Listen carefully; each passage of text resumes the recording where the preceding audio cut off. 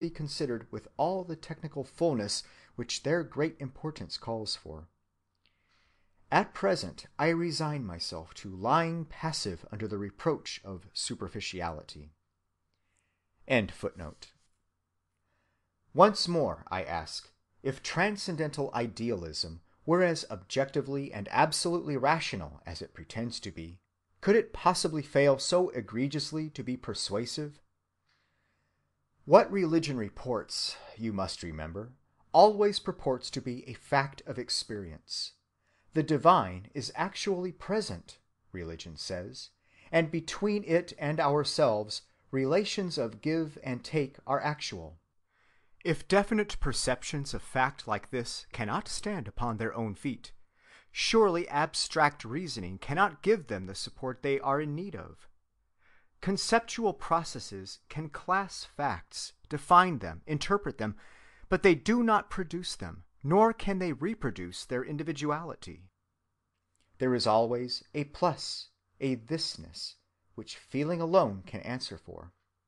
Philosophy, in this sphere, is thus a secondary function, unable to warrant faith's veracity, and so I revert to the thesis which I announced at the beginning of this lecture.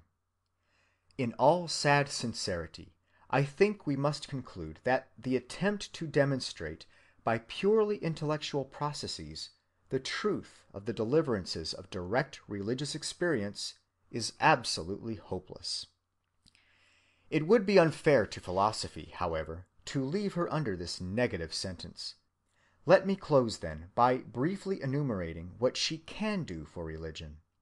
If she will abandon metaphysics and deduction for criticism and induction, and frankly transform herself from theology into sciences of religions, she can make herself enormously useful. The spontaneous intellect of man always defines the divine which it feels in ways that harmonize with its temporary intellectual prepossessions. Philosophy can, by comparison, eliminate the local and the accidental from these definitions. Both from dogma and from worship, she can remove historic incrustations. By confronting the spontaneous religious constructions with the results of natural science, philosophy can also eliminate doctrines that are now known to be scientifically absurd or incongruous. Sifting out in this way unworthy formulations, she can leave a residuum of conceptions that at least are possible. With these she can deal as hypotheses, testing them in all the manners, whether negative or positive, by which hypotheses are ever tested. She can reduce their number, as some are found more open to objection.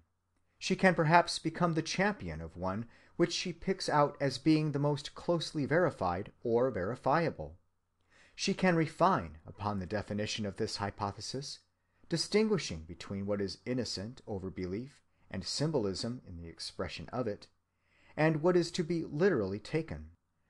As a result, she can offer mediation between different believers and help to bring about consensus of opinion. She can do this the more successfully, the better she discriminates the common and essential from the individual and local elements of the religious beliefs which she compares.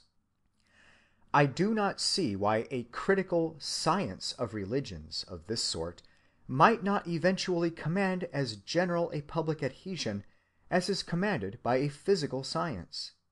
Even the personally non-religious might accept its conclusions on trust, much as blind persons now accept the facts of optics. It might appear as foolish to refuse them. Yet, as the science of optics has to be fed in the first instance, and continually verified later, by facts experienced by seeing persons, so the science of religions would depend for its original material on facts of personal experience, and would have to square itself with personal experience through all its critical reconstructions. It could never get away from concrete life, or work in a conceptual vacuum. It would forever have to confess, as every science confesses, that the subtlety of nature flies beyond it, and that its formulas are but approximations. Philosophy lives in words, but truth and fact well up into our lives in ways that exceed verbal formulation. There is in the living act of perception always something that glimmers and twinkles and will not be caught, and for which reflection comes too late. No one knows this as well as the philosopher. He must fire his volley of new vocables out of his conceptual shotgun, for his profession condemns him to this industry, but he secretly knows the hollowness and irrelevancy. His formulas are like stereoscopic or kinetoscopic photographs seen outside the instrument. They lack the depth, the motion, the vitality. In the religious sphere, in particular, belief that formulas are true can never wholly take the place of personal experience. In my next lecture, I will try to complete my rough description of religious experience, and in the lecture after that, which is the last one, I will try my own hand at formulating conceptually the truth to which it is a witness. End of Lecture 18.